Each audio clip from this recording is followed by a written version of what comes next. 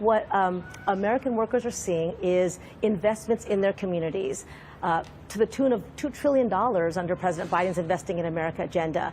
Roads and bridges being fixed, airports being modernized, clean drinking water coming out of faucets, high-speed reliable internet being delivered, a commitment to addressing climate change.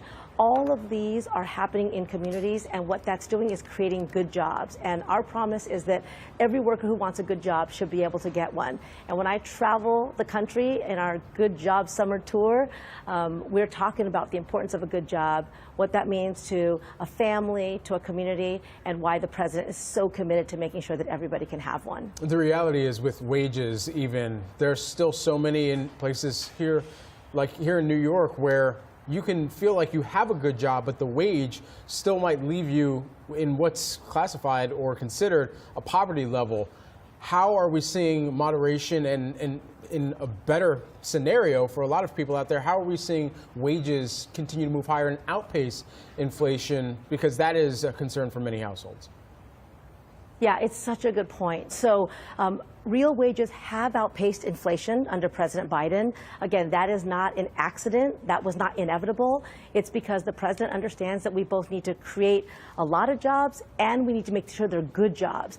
Good jobs meaning somebody can make a living wage, support a family, put a little bit away for retirement. As he always says, so you can look your children in the eye, tell them everything's going to be okay, and mean it. So the actual quality of the jobs that we're creating are very different. We're focused on ensuring that people have benefits so they can go to the doctor when they're sick, that there's some real security. And when I travel the country and see people entering a community college in order to get a skill to do a manufacturing job that did not exist before, or in an apprenticeship program to help build up their own community, I see that hope and security that only comes from a good job. And we need to keep on doubling down on those investments, and that's why we need to keep up the work that we are doing.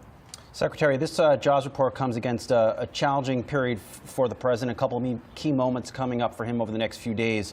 A lot of Americans are concerned about the president's ability to continue in this role over the next few years should he win re-election.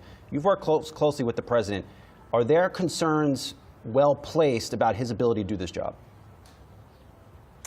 I don't think those concerns are well placed at all. I will say I was just with him earlier this week.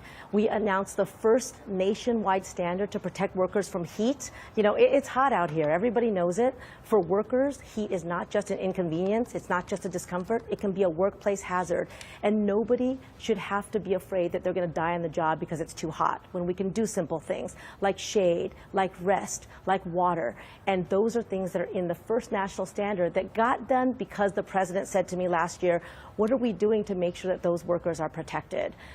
You know, you're asking what I'm concerned about. I have the same concerns that the president has. I want to make sure that workers get a fair shake. I want to make sure that we continue to combat the massive gap between CEO pay and frontline worker pay, where CEOs make in a week what workers cannot make working several years.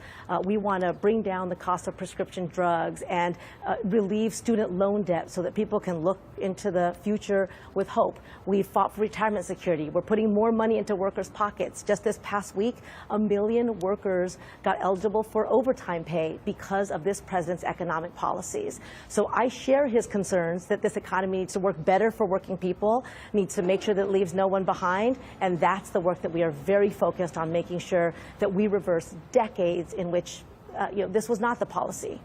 And so